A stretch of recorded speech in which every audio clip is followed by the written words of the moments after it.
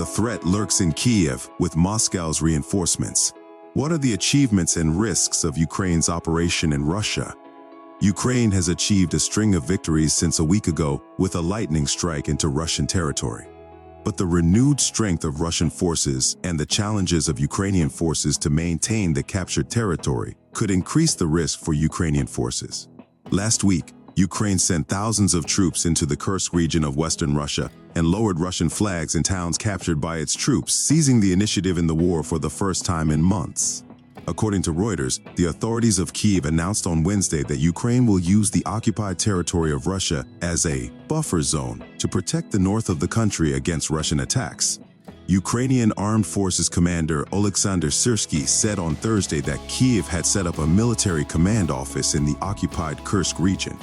Syrsky said the area of the occupied area is more than 1,150 square kilometers. Andriy Zagorodnyuk, the former Minister of Defense of Ukraine, said in an interview, Ukraine's goal in Kursk is to push back Russian forces from the Donbas region in eastern Ukraine, a place where Russia has been advancing for months and is seeking to capture it. However, there is no sign of this happening yet. Konrad Muzyka, a Polish military analyst, said the biggest invasion of Russia since the Second World War, apart from the blow to the Russian President Vladimir Putin, has led to the death of Russian soldiers, and the capture of some of them who was used to exchange prisoners or to injure the body of Russia.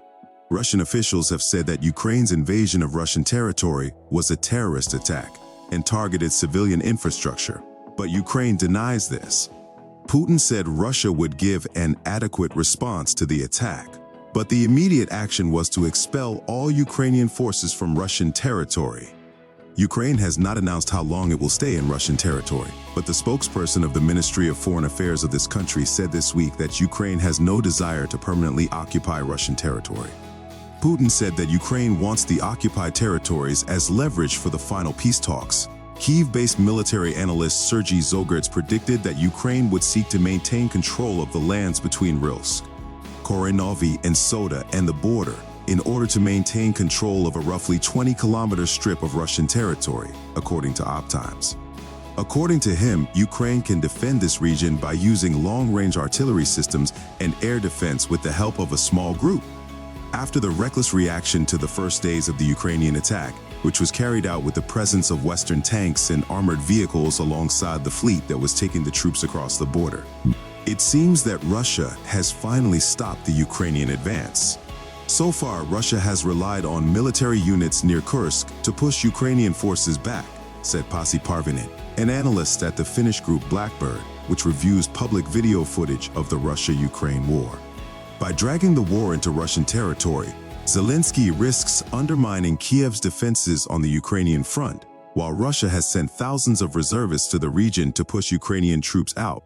Parvinen said Moscow should have enough reserve forces to respond to Ukraine without withdrawing its forces from the most active war front in the Donbas region. Zagorodnyuk, a former Ukrainian defense minister, said Russia has been slowly advancing in the region for months, using large numbers of bombs as well as raiding groups that are suffering heavy losses but making little progress. Putin's assistant, America, is participating in the attack on Russian border cities. The assistant of the Russian president announced that the invasion of Ukraine to the Kursk border region was planned with the participation of the United States, NATO, and Western Special Services. According to Patrushev, the Ukrainian army's attack on Kursk was carried out because of Kyiv's understanding of its imminent collapse. He said, "It was the West that brought the criminal government to power in Ukraine. NATO countries sent weapons and military trainers to Ukraine. They continue to provide them with intelligence and monitor the actions of neo-Nazi groups." Patrushev denied the claims of the U.S. State Department that he was not involved in this matter, the attack on Kursk. He said, "It is normal that the United States says one thing and does the exact opposite.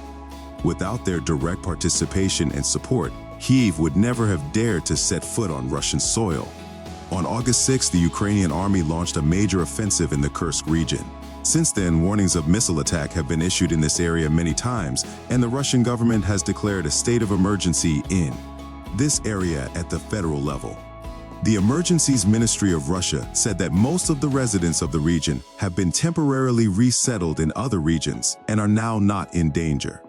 According to the ministry, More than 720 people have been evacuated in just one day. Belarus's hand is on the red button. Alexander Lukashenko, the president of Belarus, warned the West that Minsk will use nuclear weapons based on the territory of Belarus if foreign forces enter the Russian-Belarusian Union. According to him, when nuclear weapons entered the territory of Belarus, he emphasized to his foreign enemies that, "We do not intend to use any weapons unless you set foot on our territory." This border also includes the territory of the Russian Federation and Belarus in response to the question whether he is ready to press the red button. He clarified, "Red buttons, red lines have already been pressed around Belarus and Russia, but what has not been pressed yet is the reddest button." Lukashenko noted, "So morally, neither for me nor for Vladimir Putin, it doesn't feel good to even talk about such a thing. According to the agreement we made, Russia will send its units in case of aggression to Minsk. These units, which are part of the Russian army, are assigned to Belarus and are ready to fight." He added, "As soon as we suffer the first blow, Russia will support us." This war is the war between Belarus and Russia and against these animals. With this in mind, are we going to wait until our country is torn into pieces, just like what they did with the former Soviet Union? No, we will respond immediately. Putin announced on March 25, 2023 that Russia will transfer its tactical nuclear weapons to Belarus at the request of Minsk, similar to what the United States has been doing for years in cooperation with its allies. Volodymyr Zelensky, the president of Ukraine, claims that the army of this country has captured the key city of Sudzha while continuing to advance in the Kursk region of Russia. Zelensky claimed that Oleksandr Syrsky, the commander-in-chief of the Ukrainian armed forces, had informed him of the capture of Sudzha. According to Zelensky, Ukraine has established a command office in this city, and more than 80 residential areas in Kursk have also fallen and are under the occupation of the Ukrainian army. Moscow has not yet reacted to Zelensky's claim. Russian military bloggers, however, continue to publish reports about the battles in Kursk, including in and around Sudzha. On August 6, the Ukrainian army claimed a surprise attack on Kursk, and since that day, conflicting news about Kyiv's movements and progress in this border region has been reported. Earlier this week, Ukraine claimed to have advanced about 386 square miles, about 1,000 kilometers in the Kursk region. Kyiv claims that in addition to Sudzha, it has also advanced in the northwest and southeast of this city. Also, the Russian newspaper Izvestia claimed that a Tu-22 M3 strategic bomber belonging to the Air Force of this country has crashed in Siberia.